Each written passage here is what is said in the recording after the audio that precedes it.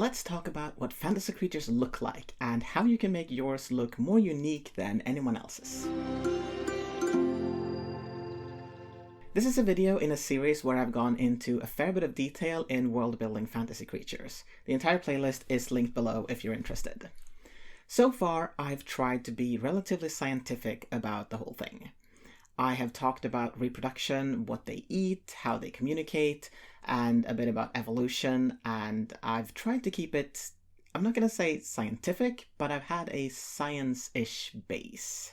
This video has aspects of that too, but not as much. This is more a video of how to play around and find a striking physical appearance for your creatures. And I personally don't want to be too scientific about that, because then I'll inevitably start making creatures that are just our world animals with a twist, which is fine, perfectly acceptable, but sometimes you just want to do something else, right? That's why in this video I am not focusing on things like would this color make a good camouflage or anything like that. Instead, I want to start with the role the creature plays in your world. Not necessarily in your story, but in the culture that you're writing about. What kind of animal is it?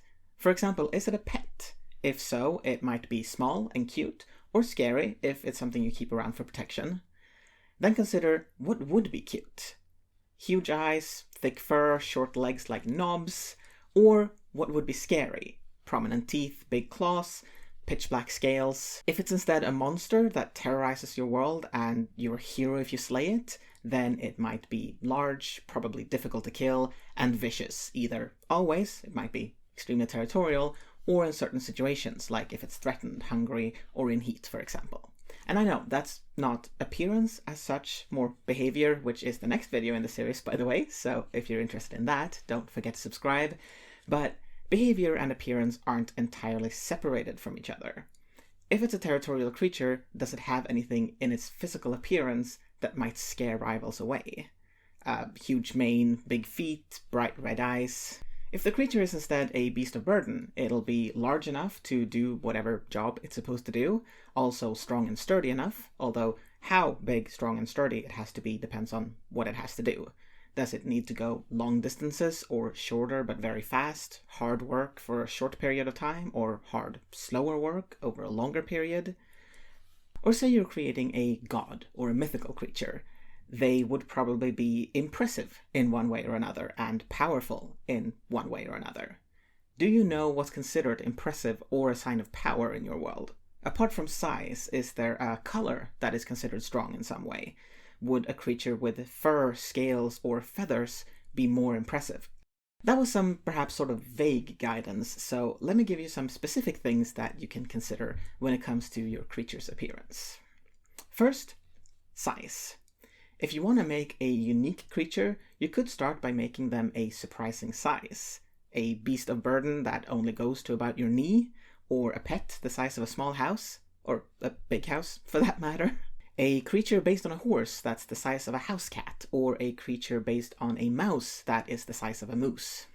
Then we have limbs. You can play around with that too. We're used to animals with 4 limbs, but there's no reason you can't experiment.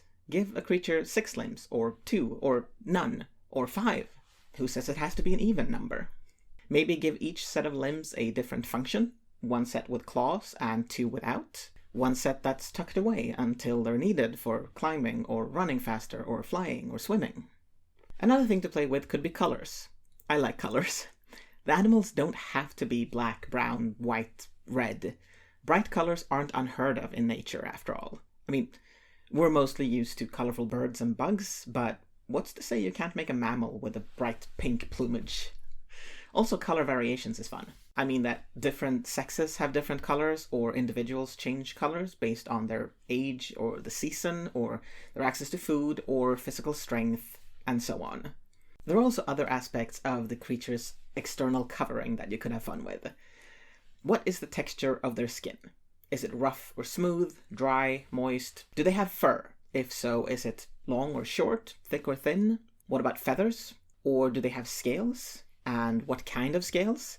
There are many different kinds of scales. Or maybe they have shells or exoskeletons or anything else that I can't think of right now. If you want somewhere more concrete to start, a tried and true way to create a new creature is to take 2 or more real-world animals, living or extinct, or mythical creatures, and combine them. And you can be creative. Mix the appearances of a peacock and a sparrow. Teeny tiny peacocks? If you don't know which animals to take, refer back to the role the creature plays in your story or the world, and take at least one of the animals from there. If you want a pet, combine a dog with a lizard or a bird or an ant, if that's your thing. A monster, combine a bear with a snake or a kangaroo or a bat.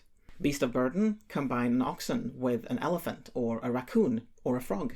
Livestock, combine a sheep with a squirrel or a giraffe or a chameleon. Another thing when it comes to appearances that you could put some thought into would be how to distinguish between individuals. Because at least that species should be able to do that. Probably. Maybe not if you're making a hive mind kind of thing, but the point is, what kind of differences in physical appearance is there? How do you distinguish between children, youngsters, adults, and the elderly?